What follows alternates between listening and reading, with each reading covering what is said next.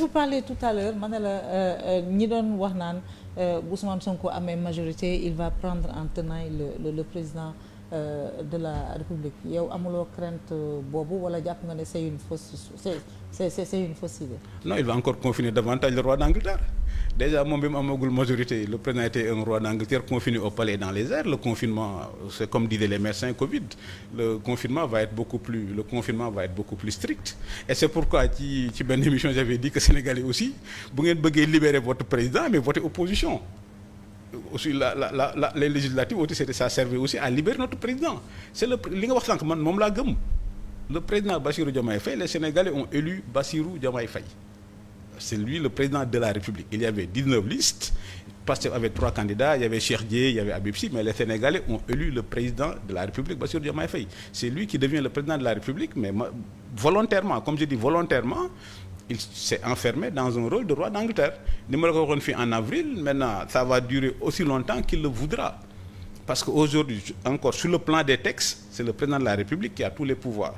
Mais apparemment, il a un code d'honneur avec le Premier ministre. Mais comme j'avais dit ici, le code d'honneur fait, pour que ça fonctionne, il faut que vous ayez le même sens de l'honneur. Le même sens de l'honneur. Donc, Diomaye va être encore roi d'Angleterre. J'ai vu Maurice Oudjegdione dire que oui, pour que ça marche, il faut que mu mel ni Sonko dem à l'Assemblée nationale mu mel ni Lamine Gueye ak Senghor mais il a été membre de mon jury de thèse donc je vais me permettre un peu de nuancer. Je vais me permettre de nuancer un peu je vais me permettre de nuancer les propos. Non, je vais me permettre, c'est pourquoi je dis de façon élégante. Je vais me permettre parce que comme on dit c'est un politologue et puis en politique tout est relatif. Je vais me permettre de nuancer son propos là, c'est différent, on ne peut pas comparer parce que mënuñ comparer Senghor comme ni ko Maurice Diagne waxee Senghor ak Lamine Gueye. Senghor nekk président, Lamine Gueye nekk dans l'Assemblée nationale ak président Bassirou Diomaye Faye Ousmane Sonko. Lamine Gueye s'était rallié à Senghor. Mais bi c'est différent.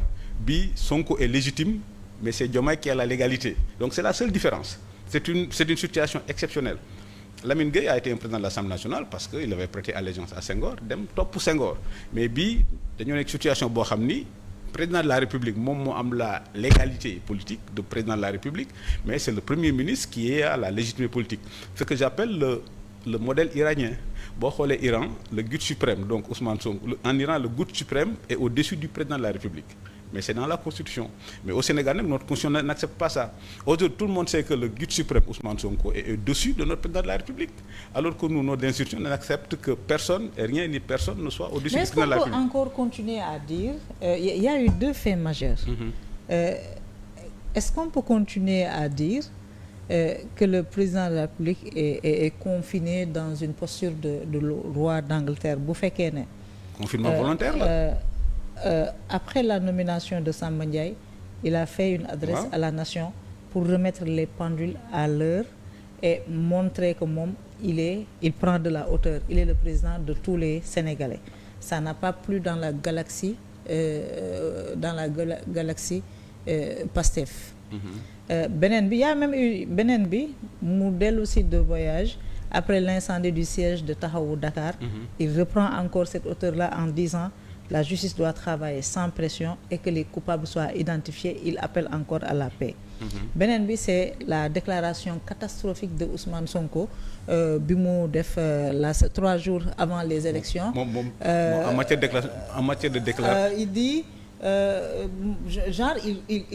il reproche au président de la République équilibrisme bu bari bu muy def.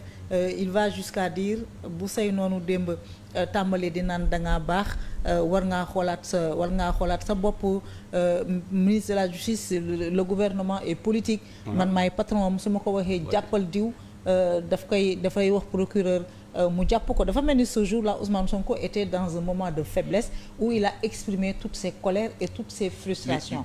Est-ce que à partir de ça mun ngeen continuer li wala fi di wax jëfu mun ngeen continuer di naan le premier ministre dafa confiner le président de la République. Est-ce que ce n'est plutôt pas un choix personnel du président de la République de se mettre en hauteur? Bi nga ma invité avril fii dama laa ni Sonko mooy Diomaye et Diomaye deviendra Senghor di wax naa ko fii. C'est-à-dire Sonko mooy Diomaye mooy roi d'Angleterre mais il deviendra Senghor boo gisee li indi crise 62 entre Senghor ak Mamadou Dia c'était ça.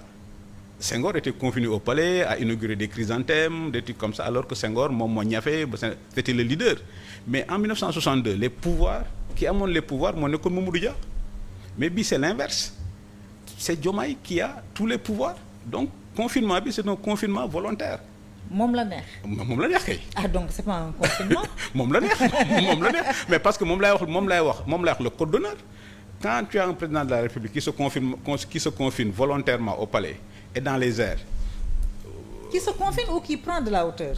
c'est du pareil au même mais donc président bu mel noonu waroo ko rappeler tout le temps que moom président la xam nga ni mu waxee keroog fële naan way président de la République kenn du ko wax président de la République et c'est ça la situation aujourd'hui la situation que nous avons aujourd'hui le premier ministre se comporte comme le guide de la révolution en Iran alors que nos institutions ne peuvent pas accepter ça donc li ma doon wax Sonko mooy Diomaye deviendra Senghor quand le président de la République dit que affaire violence il condamne la violence il dit je me mets en hauteur et puis il nomme Samba Ndiaye gars yi teg pression mu bañ ça il devient de plus en plus Senghor loolu laa fi wax depuis avril boo xoolee avril li mu fa wax Sonko mooy Diomaye mais Diomaye deviendra inévitablement Senghor parce que comme dit le grand professeur Serigne Diop les fonctions de l'État sont structurellement définies et nécessairement assumées ça dit que c'est le président de la République c'est le président de tous les Sénégalais donc confinement bi c'est un confinement